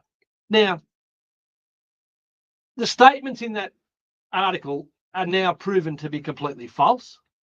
Will Melissa Boxall come out and make a statement of it and say that now you know that Mr. Cunningham has misreported the comments from the meeting? Yeah. Will you come out in defence of me and say that this article was a disgrace and it was false? And we don't endorse journalists telling fucking lies. You know. Now, here's the reality. These people all think that the average punter in Temora and around the country are stupid. They treat them as though they're stupid. They want them to behave like they're stupid. And the fact that anybody's asking any questions about these things is just so far. We can't have it. It's inappropriate. You can't ask these questions. Look, it's taken 3 freaking months. I sent the minister the message on the 3rd of July, 3rd of August, 3rd of September, 3rd of October. Now we're at the 23rd of October. So we're approaching 3.5 or over 3.5 months. 3.5 months to get a fucking simple answer. Yes. The simple answer is the reported comments are not aimed at any one individual. Yep. How fucking long does it take? This is proof positive that... And it will be on my Facebook page later tonight. But it's proof positive that even the Office of Local Government, in their snail's pace response, have allowed it to fester. They've allowed it to carry over. They've allowed it to remain in the public domain longer than necessary. Yeah. Way longer. Yeah, absolutely. That is shithouse. And 3.5 months. If you were a councillor that hadn't built a platform, mate, you would be toast. Ron Honey would have got my email, even if he got it a week later. He could have got on the phone and said, Brad Wade, I didn't say that. Can you write a letter to Councillor Irvine and say, I never said that? Yes. Can you write a letter to the Temora Independent and say, I never said that? Yes. Why is it my job to go and correct all of the bullshit, Ron? That's correct. Mr. Cunningham's relying on Mr. Honig, his reputation and his name, to peddle this shit. Surely it's in the minister's interest to correct the wrongs immediately. Absolutely. Why do we wait 3.5 months for this bullshit? Because it suits everyone, because it's damaging to me. Correct. That's the only conclusion I can come to. And you have this platform. Oh, if we didn't have this form of, if I didn't live out in the bush where people know me and people could understand the bullshit that's going on, fuck, then I would be absolutely cooked. If I was in the city, I'd be gone. Yeah. This is it's just a full slander job. It's disgraceful. It's character assassination, destruction of someone's future. It's the worst thing. I live in Temora. I've lived here for 25 years. What do you do? Try and run it down? Absolutely they are. Like a fucking poofed coward motherfuckers. To the people who, when that article about my scenario went fairly viral at the paper, and a lot of people rang me going, that's slander, you should sue them. And I made it very clear that wasn't slander because there was a lot of fact. That was what happened. But there's no fact in this. There's no fact in this. So And it's this been borne out arguably by- is fucking absolutely slanderous. And It's the disgusting. council, who profess to be band of brothers and we look after each other and we're, are you okay? And mental health's important. No. They'll sit there and let it fester. Absolutely. And they'll contribute to it. And they know full well it's a crock of shit. Absolutely. So that's the sort of people that we're dealing with here. We are dealing with some of the lowest individuals that you'll ever come across. And the sooner people wake up and start to smell the roses and understand what's going on, then we'll make some progress. But until then, this shit is just going to keep going and going and going. Right? It is at a level unprecedented. And there's been some movements lately that are just even more concerning. Now, I'm not at liberty to talk about them at the present because there's other elements that need to occur. But there is some stuff going down here, people, that is very, very sick and nasty. Now, what's my crime? My crime was to accept the job to upgrade the audio and lighting at the town hall in Temora for the benefit of the community. And what happens? I get shit on. And then I complain about that and stick up for myself. And you know what? Then I become public enemy number one. What, for sticking up for my own rights? And then I have a heap of slander made against me. I have all these complaints made about me. I have people saying, I did this and I did that and I bullied people. Bullshit. It's an absolute fucking beat up. This is going to come out. It cannot stay covered. This is rising from the ground. It's Halloween. We're making a horror movie. The graveyard, the skeletons are coming out. All your secrets that you've buried are coming out. Sean's secrets that he buried came out. Sean's stomach just churned a little bit. He's not feeling real Sean's credibility is in the toilet. Sean's feeling a bit sick in the guts. Poor old Sean. I don't feel sorry for him. Fuck Sean's you, Sean. credibility be out at the treatment works by morning. Absolutely. Now, one of our lovely followers, listeners, supporters, is there any truth to the rumours that council are going to employ 10 more employees in the office at the council house? Do you know anything about that, councillor? No.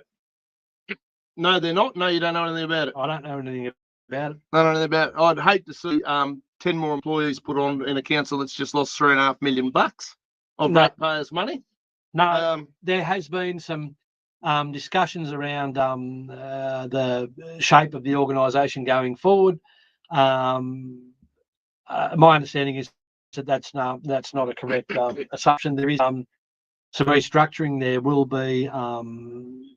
That's about all I'm at liberty to talk about at the moment. I have been in discussions with the restructure as in an informational piece. I haven't been involved in any decision making in that space. Yep. Council were informed but not consulted. So council were told what was going to happen. Oh, good. By whom? By the bureaucrats. Oh. The general manager and senior staff. Yeah, right. Because the general manager is charged with running the organisation. Sure. And the general manager is responsible for staffing. Sure. So the general manager, but when you book a $3.5 million loss, you need to tighten the belt, not. Then it's our fault. Yes. So then it's the councillor's fault. So I don't know how it works. There's a bit of Yeah. Look, there is some restructuring going on. Of any ship in their right mind that succumbs to such a no. Just to tie that up, though, there is some restructuring going on. I'm aware of that. The full outcomes of it and the full number of staff, incomings and outgoings, won't be known in the short term. But my honest understanding is that statement is not correct. As per time of writing and current information at hand. There is doesn't mean they won't change their mind next week and not tell us. No, but there certainly is some restructuring going on. There's some change in positions. There will be some recruitment, but there will also be some redundancies. Yeah. So we don't know what it looks like. Yep, fair enough. Okay. That's all I can say in that space. Our old mate here, Fred Ferner, a regular watcher of the show. I believe he was the respondent. No, the recipient of a bit of an opinion piece from the Mayor of Coolman not so long ago that you and I covered. Well, this is the whole thing. Well, the Mayor of Coolman, I believe, wrote an opinion piece about Fred, or was certainly directed towards Fred. And the Mayor of in that opinion piece, the Mayor divulged some private information or some personal information or some less than public information regarding Mr. Furner's activities. However, and he rolled it out in the paper, as Fred sort of made comment here. Yeah, and when Mr. Furner wanted some similar information, well, council shut up shop. Yes. And I was like, well, if it's good enough for you to roll my shit out in the paper, and this is the thing, if it's good enough for Sean to roll that shit out on the front page, well, it's good enough for Sean to suck it up and put an apology on the front page, Sean, in big letters, real big letters. Yeah. I lied. And put a big photo of Sean Cunningham. Looking sad. I lied. With a sad face. I lied. Councillor Irvine got stitched up by this article. And I'm a prick. That's what he should say. My name's Sean Cunningham and I'm a dead set prick. As a mongrel dog. As a low mongrel dog. The dirtiest low mongrel dog. I told a big fat porky pie. That's what he should say. That's what it should say. What? But it should say that on the front page and probably on the second. It should say that somewhere along the. And council has lost $3.5 million.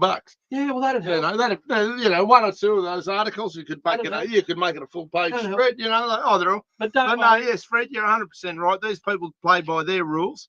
Everybody else gets to play by their rules. Fred says Mayor of Coolman said they cannot give out third-party information, but it's okay for him to put an article about me and my affairs in the Tomorrow Independent. Well, the Tomorrow Independent will print what they're told to print. They do as they're told because, as proven tonight, they are full of shit and certainly have been, I would say, for the best part of the last.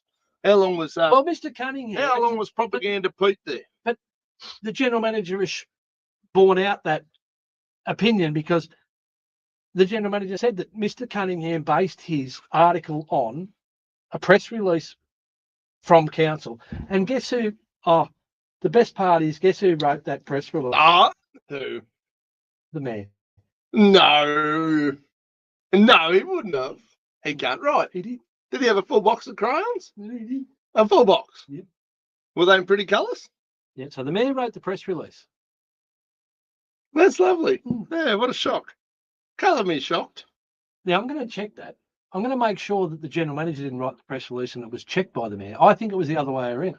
Yeah, well, you better do that. So I'm going to check my facts because that's what we do. We don't want people going away with the false impression. We don't want people going away with the wrong story. And do you know, any time that we have been made aware of us getting something wrong in this program, do you know what we've done? We've gone, terribly sorry. I said something the other week and apparently I got the following details wrong. That's what you and I usually do if we say that, because we try to be as accurate and factual as possible. Yes. Now, here's an interesting one while you're doing that. Ladies and gentlemen, Australians are being advised of 3 simple actions that can save their lives during a public armed offender attack in a crowded place. What the fuck has happened to Australia that we need to have this sort of shit go on, where we've got to prepare ourselves and be advised as to how to manage these situations? What are we managing? We're managing 3 simple actions that can save your life during a public armed offender attack in a crowded place. That crazy bitch that stabbed that Sheila in Melbourne. People getting hacked up with machetes, shootings every fucking day. He's in a lot of strife. But I can't remember her name. She's from the Australian and New Zealand Counter-Terrorism Committee. Fucking, I love committees, aren't they fucking useless? Aimed at public safety with shopping centres and casinos. They've partnered up to promote safety messages. In the event of an attack, the public are advised. There's 3 very, very important words: escape, hide, and then tell. You were to escape the situation and hide so you'll be safe. And then ring 000, tell the police, and they will save you. This is the sort of bullshit that we're getting. Now, I saw on the news today, and as you know, I'm fairly diligent fella and I'd like to see the country improve. So I fixed it for him. I gave a 5-step plan how not to have to be so worried about, being attacked in a public place. Step 1, stop importing the people that want to kill us into this country. Don't bring them here. Fucking leave them there. Go on, bye. Don't have to worry about them. Step 2, lock up all the Australians that are psychopaths with violent tendencies that have an inclination to go around and fucking stab people. And look, I'll tell you how you tell which ones they are. They're the ones with rap shirt that old who've been to court 27 to get them in. They're the most likely candidates, yes. Step 3, keep people with a history of violent crimes in jail. Violent crime. I don't consider you smoking weed and being caught as a violent crime. That's you doing it. But if you're committing a violent crime, If you're robbing, you need to be if you're locked robbing up. from good law-abiding citizens and you're using force and violence to do so, and you're continually going around throwing your weight around when it's not necessary to do so, is Correct. in the pen and have a little Step bit of, have it in the naughty corner. Step 4, bring back a culture in Australia of self-defense, self-reliance. Make it possible for conceal and carry licenses if need be, and pepper spray absolute self-defense availability, right? Okay. Now, step 5, men. This one's for you. Ideally, men, remember what being a man is about: protecting your loved ones, taking action, being involved, and if need be, and one of these things unfolds, undertake your role as a man, step in some way, shape, or form. We saw it with the blokes with the bollards and that fuckwit that was stabbing people before the cops shot them. It was a couple of sensible blokes who picked up something and went, right, we need to deal with this fucking idiot. Yes. Right? They were heroes. Yes, the cop shot the bloke. Excellent work, young lady. If I had a gun, I would have had him shot too. That's where the conceal and carry comes in. Some people are going to go, you can't have people conceal and carry. Now, we talk about responsible gun owners. I don't have a gun license, just so you all know. Sensible people with gun licenses should be able to carry those guns. And when narcos come out, good guy with gun, fucking bang. Problem solved. And you watch how quickly the youth crime rate fucking collapses. You watch how quickly all these stabbings stop. It will absolutely go 100 miles an hour in the other direction because, one, nobody, the crazies and the bad guys aren't going to be thinking to themselves, everyone's unarmed. I'll do what I fucking want and I'll just get bail anyway. They'll be thinking one of these fuckwits could have a gun legally and be allowed to shoot me. I better think twice about this. Now, I think that's my plan for how we deal with public armed attacks. Sorry, minister or committee member or whatever fucking idiot job you've got for 300 grand a year. That's how we solve crimes in Australia. We stop these people from doing dumb shit. It's actually not fitting. They think normal. Same fine. End of story with that. That's where it should be. Now, there's another little thought bubble that I had today. I have a few. We were talking about. We went to the One Nation launch the other night. I'm not a member of One Nation. No, neither am I.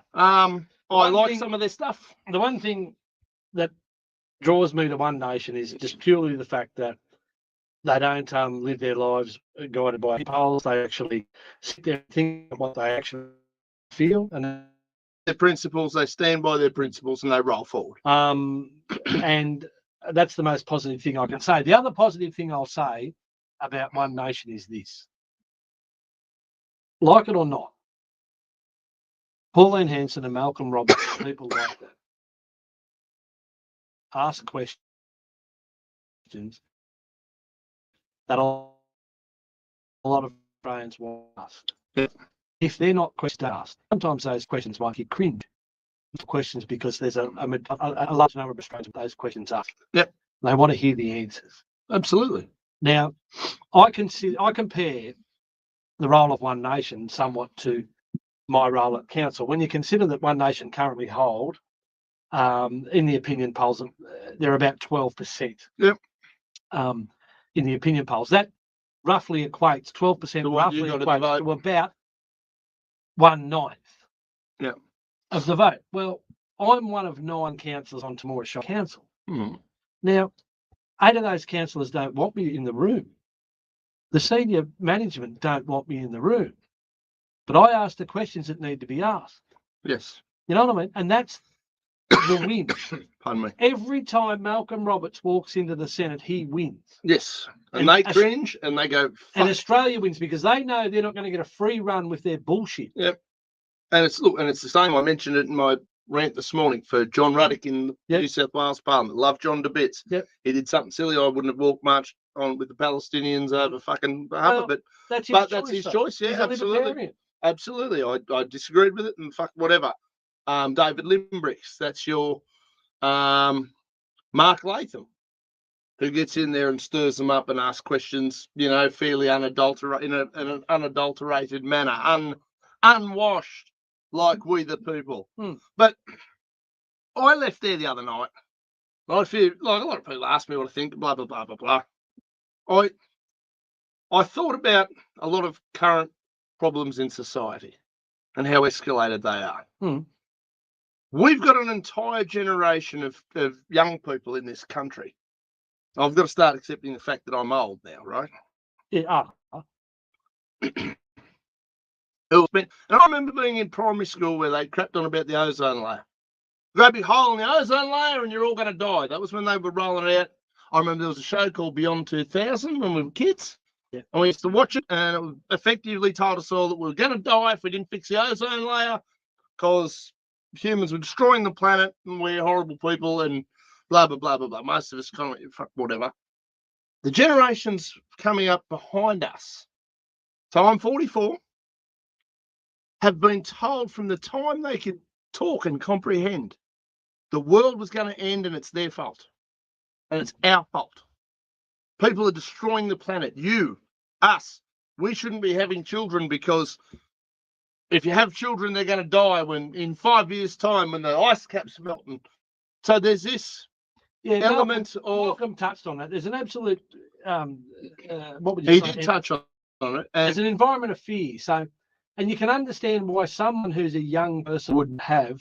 Why is the suicide rate of these young people so high? Yes. Why is the mental health of these people so poor. high? Well, so poor, the mental health issues. Why is the crime rate so high? Because they don't give a fuck. They think they're going to be dead in 10 minutes. Yes. They're going to drop dead any minute. Poor old Greta Thunberg, when she hits 50 and realises the planet hasn't ended like she was told that it was, because she's autistic as fuck, she's going to throw herself in front of a train. So her entire identity is based on the fact the world's going to stop in 10 minutes. What happens when it doesn't? Why is drug use so high? And I'm not talking about a little puff on some marijuana. Why are these people jumping on crack pipes like 100 miles an hour? Why are these things happening? It's happening because our government has been scaring the living fuck out of our young people, certainly since I was a kid. I think I was somewhat immune, but I remember as a kid being terrified of nuclear war and fucking world ending and shit like that. And I got a bit of a grip as I got older and, worked out that I wasn't going to die and the planet wasn't going anywhere. But these kids are impressionable and this is the shit they're getting. And then when they're not getting that or they don't buy into that narrative, the minute they come off that track, the minute they ask that question that says, oh, well, hang on, well, automatically they're a racist, a sexist, a homophobic, and a climate denier. The minute they think for themselves and go, hang on a minute, that doesn't seem quite right. Something's not adding up. So their entire being has to be, the world's going to end, the world's going to end, the world's going to fucking end. And if it's not, they get howled down like they're the worst people in the world. And people wonder why we're in this mess. We're in an absolute mess where there's a generation of young people out there whose parents are watching this right now. I guarantee the young people, there aren't that many young people much younger than us watching. I guarantee you. The average, I was one of the younger people at the One Nation launch the other night. That's terrifying. We have kids who have no fucking idea and think they're all going to die tomorrow. They're living with a sense of complete helplessness. Throw all that COVID fear in the middle of that. What are they living for? They're not living for anything. They don't care. A disease is going to get us. We're going to die of COVID. I haven't had my fucking 28th booster shot. What are they fighting for? They're never going to own a home. How the hell are they going to get a home? Unless mummy and daddy already got some big bickies and kind of half lean them into one. It's almost impossible. It'll be closer to impossible in 5 years' time at the rate we go. How do we turn this around? How do we turn around? That's exactly right. And this generations. We can sit here. going round and round in circles. And like I say, the one thing I always say to people is Australia is still the best place in the world to live. And a lot of people are arguing with me over that, and I disagree. But that makes you a homophobe. But what we love about this place, and it's all been hard fought for, and it's been given away for nothing. And now we've got this situation where you're exactly right. There's this whole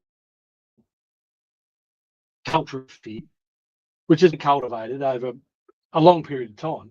And it's being propagated by the schools, it's being propagated by the universities, it's being propagated by the political system. And the TV, the education system. Yes, the media system. So anyone's job as a parent these days is to build confident, strong children that can cope in today's world and who aren't shit scared to go outside and live their lives. Yeah.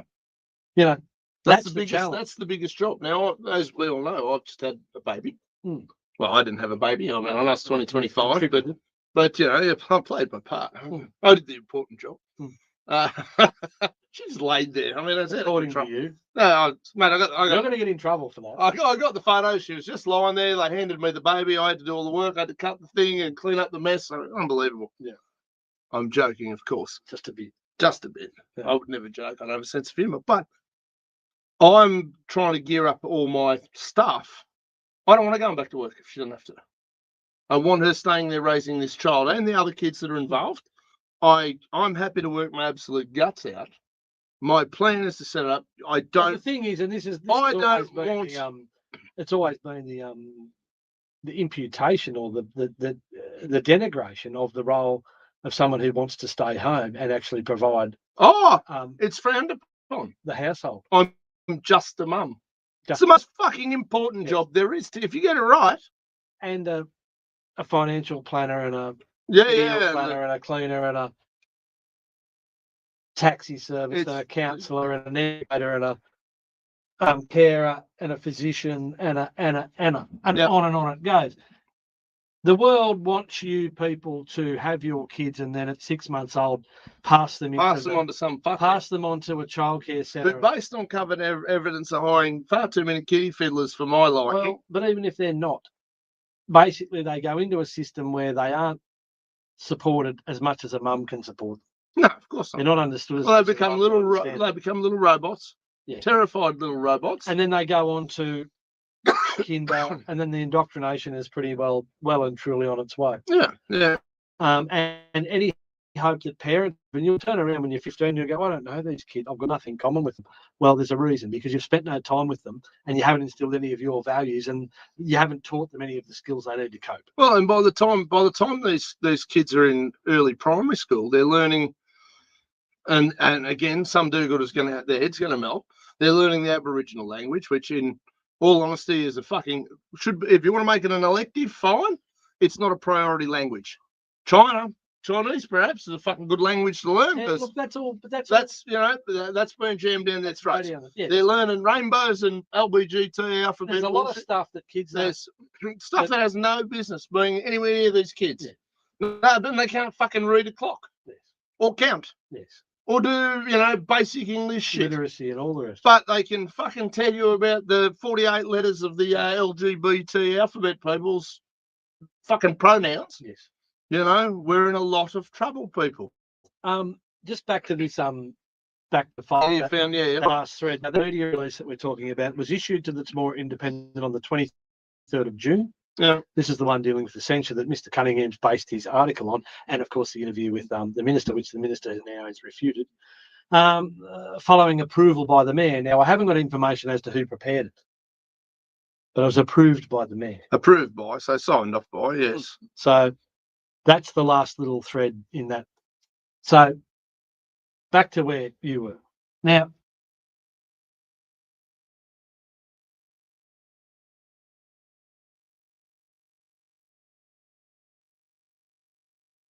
the problem is, of course, the game and the ability of someone to spend time with their kids and be part of their upbringing is it's getting harder and harder and harder for an individual to do that now, and it's more likely that the state will instill all the values that the kids have. Yeah. And it's a little wonder that they end up so confused and concerned and with so many mental issues and so many fears because they don't know themselves and they don't. Look, I grew up pretty carefree. When I was a kid, my man was the strongest man in the world and he could beat up anyone. Yep. So I lived a pretty carefree life. I went to bed at night and I slept like a baby because I knew My dad's the out there. old boy's in the front room. They've got to go through him. Yep. And he's like, Boogeyman's got nothing. He's It's all invincible. good. Yeah, that's cool. And my mum was the best mum in the world. And I just knew that shit. So I grew up pretty happy with the world. You know, that was my life. You know, nowadays, no, there's all these fears and all. I wasn't having all these fears put into my head. The biggest fears I had put into my head because I went to a Catholic school and the presentation sisters were at the Catholic school. A couple of the presentation sisters used to bring a bit of fire and brimstone and you was going to burn in hell. Yeah, well.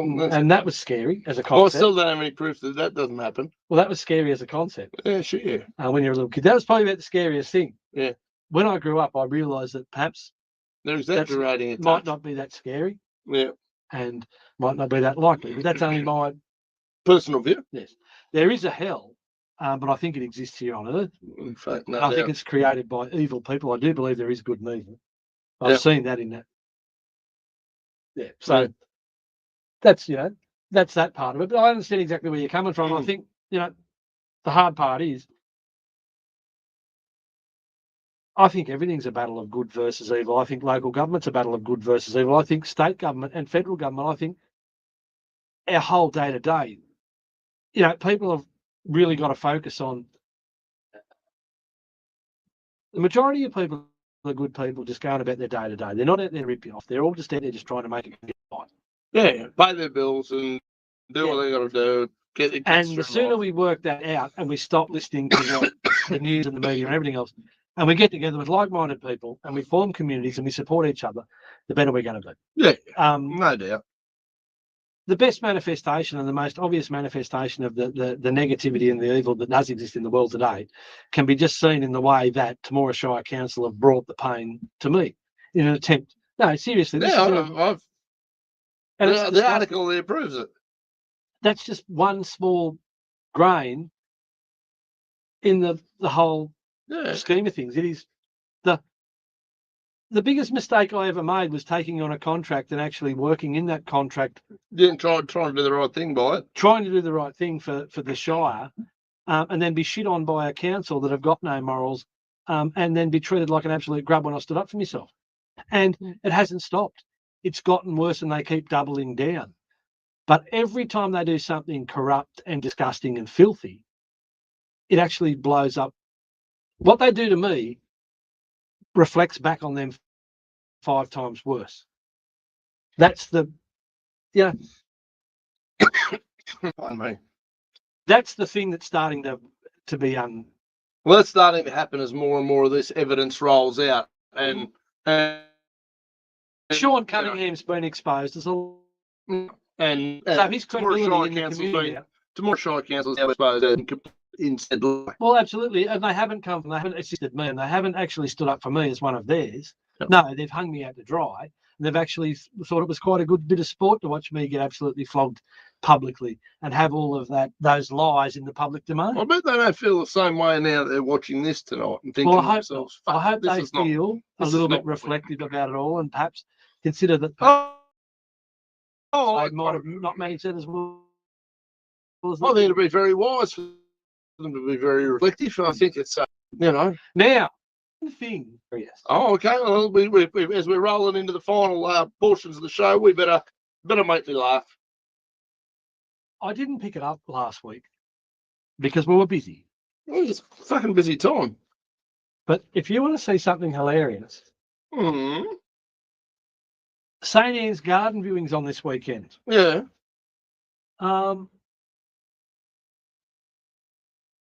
It's on Sunday, October 26th from 9:30 a.m. Right.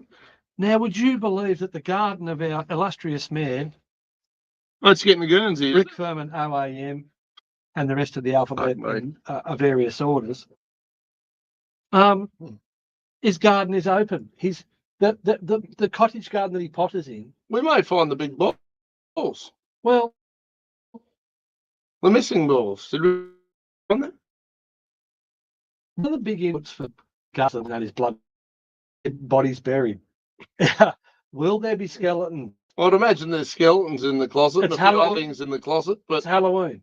imagine there's a bit in the closet. But There could anyway, be some skeletons. Anyway, whatever. I don't judge.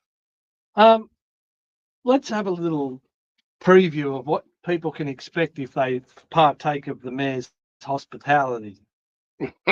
And the thing that I wonder how he finds time now. And I also wonder. You'll recall a couple of weeks ago. Well, isn't one of the other councillors his personal gardener? Well, that's right. The real Pello Duke takes care of the garden for the mayor. Manages the estate. And I think his mum might design and a potter in there on occasion. And he bankrolls it. So rumor may have. Well, I'd imagine Daddy are bankrolling it. Let's be we fair. did see the mayor on the end of a shovel recently, and it was a gold-plated shovel up at the sod turning at the hospital. Now, would it be a stretch that the mayor might get out there in the mayor bling with the gold-plated shovel and perhaps turn the soil into doing the Flavor Flav with his clock around his neck with a little pair of pink gardening gloves? Has he got a little green thumb that we don't know about? Now, we do recall that I remember reading some article, I think it was published by the mayor when COVID was on, and it was so sad because the mayor was forced, because his cleaner couldn't come. The mayor was forced to polish his own silverware. It was an outrage. The trials that this man has to endure. The trials this man endures for the good of the community of tomorrow. Who emptied the bedchamber pot? I don't know. Maybe it's still there. Maybe it's at the bottom of the garden. Maybe that's why the roses are so red. Now, let's have a little listen to the preview here of what to expect in the mayor's garden. Hidden behind a neat photinia hedge and charming white gates. Oh, sans balls. It doesn't say sans balls. Charming gates. Where the balls go? Sans balls. Lies Rick Firm's beautifully composed garden. A tranquil, lawn-free retreat. Oh, no one is that nasty lawn in their garden. Filthy lawn. That reflects both creativity and care. Inspired by his mother, Beth, God bless her. Oh, my goodness. And supported by Robin and Narelle. Oh, how many gardeners has this bloke got? He's got 2 gardeners. And his mum designs it. Okay. Rick has crafted a form. Little Lord Farquaad. Lord Farquaad. Rick has crafted a formal yet welcoming space that delights at every turn. Be fact. Jesus Christ. Each garden bed is elegantly framed with ornate grey edging and neat buxus hedges, then filled with soft plantings of agapanthus, white convolvulus, and seaside daisies. Jeez. Oh, I'm getting all moist. I'll give you the description in a minute. The design gains height and structure from standard lily pillies, standing proudly as centerpieces in each section. Antique French ironwork graces the corners, while an array of vintage treasures are thoughtfully placed throughout, adding charm and character to every view. A graceful Chinese elm. Don't know about them Chinese. I don't trust them. I don't mind the Chinese. A graceful Chinese elm provides shade and presence, while flowering bushes, diosma, petal. Didn't get that one real good. Society garlic. Not just common garlic. Not just common garlic. Society garlic. This is the special garlic. For the special. And liriope bring colour and texture to this private sanctuary. It's for the more respectable families in town. Rick's garden is a beautiful example of how structure, sentiment and style can come together to create a purely peaceful and personal escape. Ooh. Fucking hell. I've got some stinging nettles going on. I've got some weeds. Big pile of old brick corner. Feel free to come and do a tour. I just can't believe the mayor finds time. Oh, that's, I haven't got time. But he's writing media releases. Yes. Doing hit jobs, supporting hit jobs in the paper and not coming out in support of his fellow councillors, doing codes of conduct and running to budget. I just don't believe he's got time to run the rest. Oh, fucking then he still manages to come up with a garden like that. My goodness. But that's what Oh, happens shitting rainbows and when you've got a gold-plated shovel, you can do this shit. oh, for sure, And ruby slippers. for sure. So, Is his silverware back being polished regularly? I'd say it'll be gleaming. It'd have to be. It'll be gleaming. The only thing missing is the big balls off the gatepost. And I reckon that would have been the feature statement that would have really set this off. And I think I think he's going to lose points for that. Well, I'm not going to judge. I'll be the judge this year. Now that I'm king of Australia, I can go and be the judging committee. If for what my 2 bob's worth, I reckon he'll lose a couple of votes because his balls aren't on display. And on display there, fair enough. Righto, ladies and gentlemen, we're going to wrap it all up. Thank you, everyone, for tuning in. If you didn't find some of that fucking interesting, something wrong with you, particularly if you're a local in tomorrow, go on, watch home I would think. Brain deads. Oh, hang on, what have we got? We got a comment about the garden. Sherry. How are you, Sherry? That's the most boring solution place for a garden. Doesn't seem worthy of an open garden, in my humble opinion. Sherry, I'm not going to lie to you. I don't know fucking anything about gardening, but I agree. It's gibbering nonsense to me. Yes. A wank on paper, but, you know, this is just the world we're living in. Certainly down here. Thanks, Bruce. Nice to meet you in person the other night. It was really, really great. Thank you. Bloody legend. Yeah. To everybody, those of you who are really concerned about the budget, why it's not the fucking front page of the paper and why you haven't been all told about it. Wouldn't be a cover-up. And you've got to get all your actual truthful media from, Councillor and I. Your real news. Send in some requests. Ask the questions. Do not be afraid of these people. As far as the other stuff goes, nice to see you abdicated from, Sean Cunningham's fucking lies. But again, share the word. Share the show. Let people know that this is currently the only credible show in town regarding what's actually happening. Not abdicated. Vindicated. Yeah. Sorry, yes, that happens on occasion, but you use a lot of words as I do. Abdication is when you step down from the throne, and I thought that might have been with the king hat, and we don't want that happening. You've actually arisen to power. Yeah, that's right. Yes. The king is here. It's wonderful, and that's the whole thing. It's letters like this that take 3.5 months to come that make my whole day worthwhile. Absolutely. And I'm going to print this or publish this on my Facebook page at the moment. I'm nearly up to 4,000 followers. Well, I'll be passing it on to Mr. Fisher, the editor, and I'll be sending a copy to Mr. Cunningham, and I hope he chokes on it. Yep, absolutely. Ladies and gentlemen, have a great week. Make sure you share all this stuff. I know you think it doesn't matter, but sharing and commenting absolutely feeds the algorithm. Got to do it. Gets more eyeballs, more eyeballs, more eyeballs. And nothing scares the emperor with no clothes more than the people pointing out that he's got no fucking clothes. Okay? That's how it works. We got to plant this is how it rolls, ladies and gentlemen. So share the show and share the content. For anyone who's wondering, we've got a state election in March 2027, which I'm running for the seat of Cootamundra. And then shortly followed by, if I'm unsuccessful against Steph Cook in that election, which we don't know how that's going to go. Rumble in the jungle. There'll be a council election in 2028. Now, that's going to be big. That's going to be serious, and we need to get ready for that. So, it's only 3 years. It'll go in a flash. But as king, I don't need to run an election. I'm planning that far ahead because I might have a tilted mayor if I can get a couple of people in to support me. And I reckon by then most of the people in the community will know what's going on. They've gotten on. Yeah, I'll be interested to see what the reputation of the current incumbent is. It'll be in fucking tatters. Ladies and gentlemen, have a great night. Have a great week. Keep an eye out for all the stuff. Share it, like, subscribe, all the fun, whatever. Have a great week.